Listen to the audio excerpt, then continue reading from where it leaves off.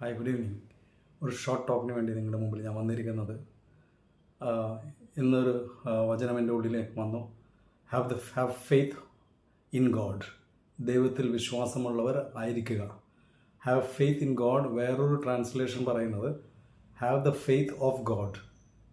ദൈവത്തിൽ വിശ്വാസമല്ല, അതിൻ്റെ വേറെ വേർഷൻ പറയുന്നത് ദൈവത്തെ പോലെ വിശ്വാസമുള്ളവരായിരിക്കുക. Have the faith of God. Have faith in God അല്ല, ഹാവ് ഫെയ്ത്ത് ഓഫ് ഗോഡ്.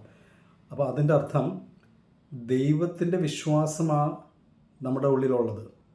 ഇപ്പോൾ ദൈവം, നമ്മൾ കർത്താവായ യേശുക്രിസ്തുവിനെ വിശ്വസിക്കുമ്പോൾ കർത്താവിൻ്റെ വിശ്വാസമാണ് നമ്മുടെ ഉള്ളിൽ വരുന്നത്. അപ്പോൾ ആ വിശ്വാസത്തിൻ്റെ പ്രത്യേകത എന്ന് പറയുമ്പോൾ ദൈവത്തെ പോലെ നമ്മൾ പെരുമാറും, ദൈവത്തെ പോലെ സംസാരിക്കും. അപ്പോൾ ദൈവത്തിൻ്റെ ജെനസിസ് നമ്മൾ നോക്കിയാൽ, Genesis means the book of beginnings. അപ്പോൾ നോക്കിക്കഴിഞ്ഞാൽ വെളിച്ചം ഉണ്ടാകട്ടെ എന്ന് പറഞ്ഞപ്പോൾ അവിടെ വെളിച്ചമുണ്ടായി. അതിനകത്ത് യാതൊരു സംശയമില്ലായിരുന്നു. ദൈവം വെളിച്ചം ഉണ്ടാകട്ടെ എന്ന് പറഞ്ഞതിന് ശേഷം സംശയിച്ച് നോക്കിയില്ല, സംശയ ദൃഷ്ടിയോടെ ഒന്നും ചിന്തിച്ചില്ല. ദൈവത്തിന് അറിയാൻ പറഞ്ഞ കാര്യങ്ങൾ അത് പ്രത്യക്ഷത്തിൽ വരും. അപ്പോൾ കാണാത്ത കാര്യങ്ങളെ വിളിച്ചു വരുത്തുക.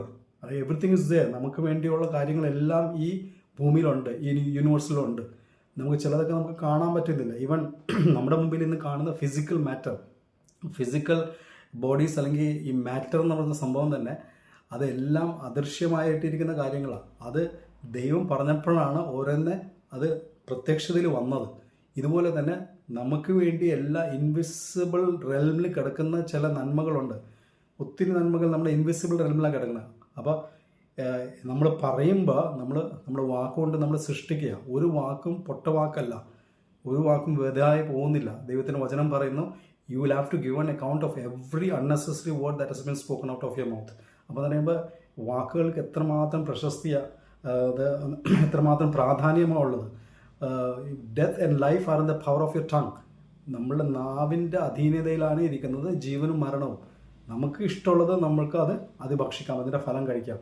അപ്പോൾ അത് പറഞ്ഞ പോലെ തന്നെ നമ്മൾ വായ വെച്ചിട്ട് നാശം സൃഷ്ടിക്കാതെ, അനർത്ഥങ്ങൾ സൃഷ്ടിക്കാതെ, നെഗറ്റീവ് പറയാതെ പോസിറ്റീവായിട്ടുള്ള കാര്യങ്ങൾ സംസാരിക്കുക.